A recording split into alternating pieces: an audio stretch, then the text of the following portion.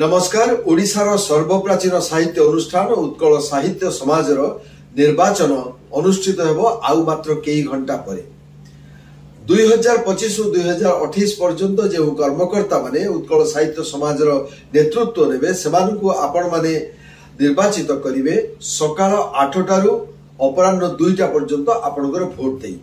अतीत रे आपण माने बहु कर्मकर्ता को निर्वाचित करिसंती एवं विभिन्न निर्वाचन रे आपण माने अंशग्रहण मध्य करिसंती।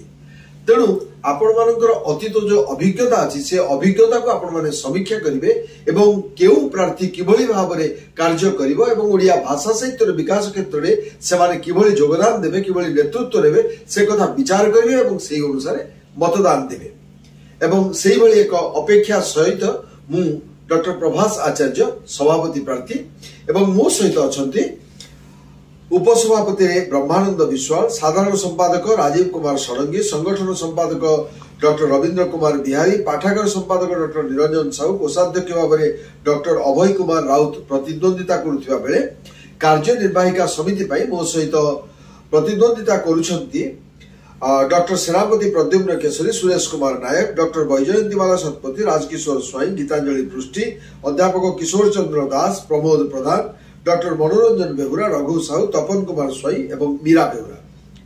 ताहले आपणक सहित अक्टोबर 12 तारिख सकाळ 8टा रे बूथ रे देखा हबो। नमस्कार। हां, मने रखंतु उत्कल साहित्य समाजर एथर निर्वाचन निश्चित परिवर्तन।